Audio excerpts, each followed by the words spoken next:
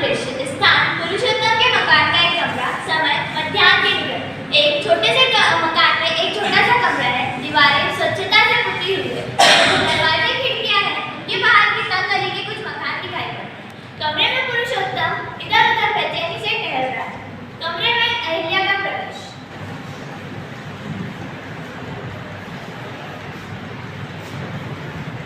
अहिल्या एक 55 वर्ष की गेरुए रंग की स्थूल शरीर की स्त्री है।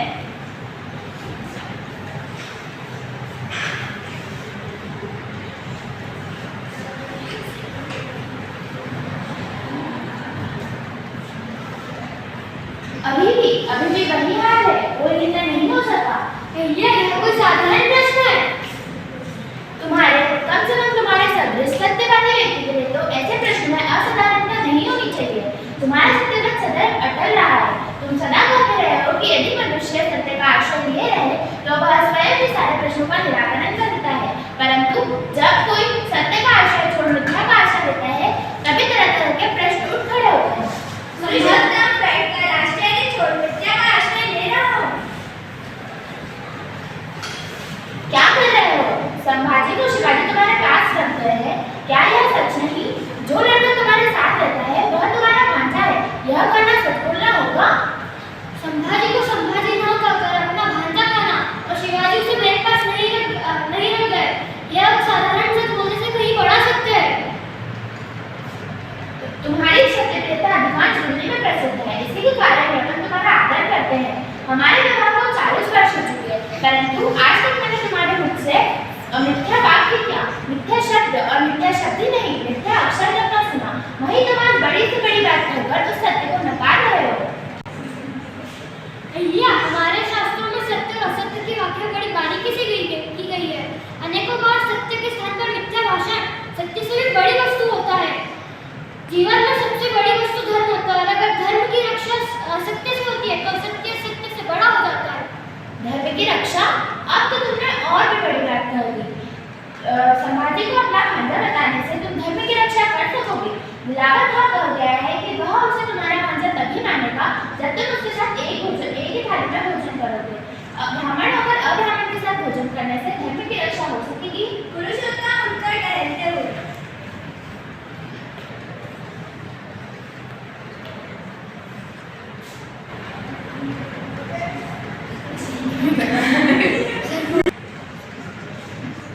यही प्रश्न मुझे व्यथित किए हुआ है।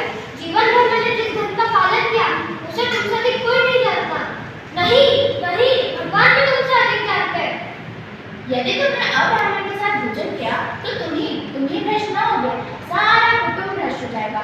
दो कन्याएं विवाह योग्य हो गई है। उनका न तो किसी ब्राह्मण कुल में विवाह होगा। पुत्र का हो चुका है तो क्या होगा? उसकी संतान का भ्रष्ट हो जाएगी। उसका नहीं यज्ञोपवीत होगा और न ही ब्राह्मण कुल में विवाह संस्कार। अहिल्या बैठ जाती है और पुरुषोत्तम अहिल्या के निकट बैठकर उसकी ओर देखते हुए। तब क्या करूं? मैंने तो कहा, जन्म भर जिसके आश्रम में रहे हो उस सत्य को न छोड़ो। धर्म की तेरी मेरी व्याख्याओं में उलझकर अपने और अपने कुल को नष्ट न करो। तो क्या मैं कह दूं कि वह लड़का मेरा भांजा नहीं, शिवाजी का पुत्र संभाजी है? शिवाजी दिल्ली से भागते समय उसे मेरे पास छोड़ गए थे। कम से कम तुम्हें सत्यवाद कहने में पेशोपेश होनी न चाहिए। तब इसका परिणाम क्या हुआ? परिणाम जो कुछ हो, तुम सदा कहते नहीं रहे हो कि सत्य बोलने के सम्मुख मनुष्य की दृष्टि परिणाम की ओर जानी ही न चाहिए। पुरुषोत्तम सिर नीचाकर विचारमग्न हो जाता है। कुछ देर निस्तब्धता, एकाएक सिर उठाकर। नहीं, यह विश्वासघात होगा। ऐसा पातक जिससे बड़ा पातक संभव ही नहीं। परंतु एक और तुम सत्य को तिलांजलि दे रहे हो। अब्राह्मण के साथ भोजन कर धर्म भ्रष्ट करने का प्रश्न तुम्हारे सम्मुख है और स्वयं के नहीं, सारे कुटुंब के भ्रष्ट हो जाने हैं।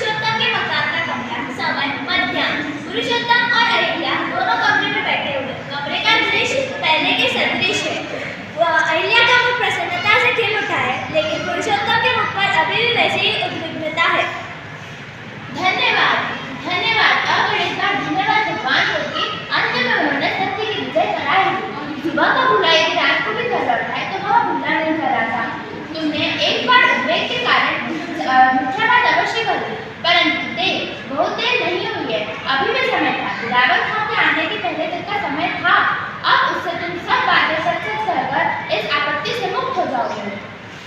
पुरुषोत्तम कोई उत्तर नहीं देता। अहिल्या उसकी ओर देखती रहती है। कुछ देर निस्तब्धता। कुछ देर बाद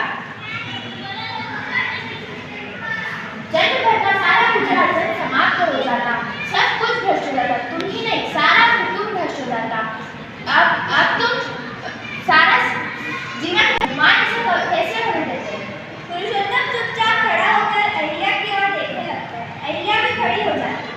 अहिल्या जल्दी से लो लो कदाचित दिलावर खां आ गया, अब सारी बातें उससे स्पष्ट रूप से कर लो।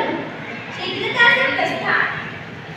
पुरुषोत्तम जिसके मुख का रंग भी दिलावर खां की आवाज सुनी और ही हो गया। गला साफ करते हुए खिड़की के पास जा वो बाहर निकाल नीचे देखता है। आहा, दिलावर खां साहब, आइए, आ जाइए।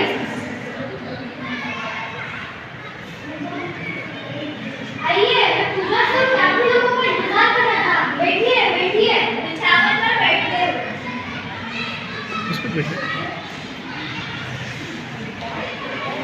दिलावर खां बैठिए पंडित जी। दिलावर खां और हनुमान प्रेत बिछावन पर बैठ जाते हैं।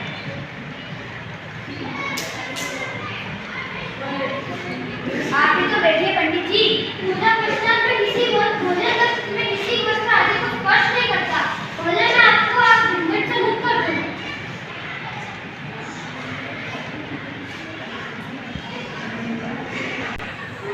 आपके मुआफिक निवासी शख्स के लिए जो मैंने सबूत मांगे थे उसकी कोई जरूरत नहीं है, आपकी बातें सबूत होनी चाहिए।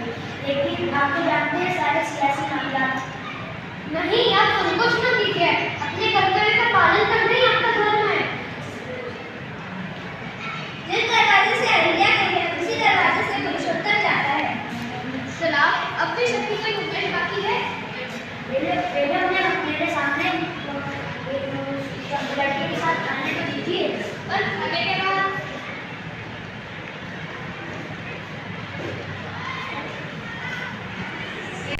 दिलावर खां और हनुमान प्रेत जिस दरवाजे से पुरुषोत्तम गया उस दरवाजे की ओर उत्कंठा से देखते हैं। एक हाथ में परसीरी थाली और दूसरे हाथ में जल का कलश लिए हुए पुरुषोत्तम का प्रवेश। थाली में दाल भात शाक इत्यादि परसे हुए हैं। पुरुषोत्तम की सारी उत्पीड़नता नष्ट हो गई। पुरुषोत्तम के पीछे पीछे ही संभाजी आता है। पुरुषोत्तम बिना बिछावन के जमीन पर थाली रख देता है और उसी के नीचे जल का कलश। थाली के दोनों ओर पुरुषोत्तम और संभाजी बैठ जाते हैं।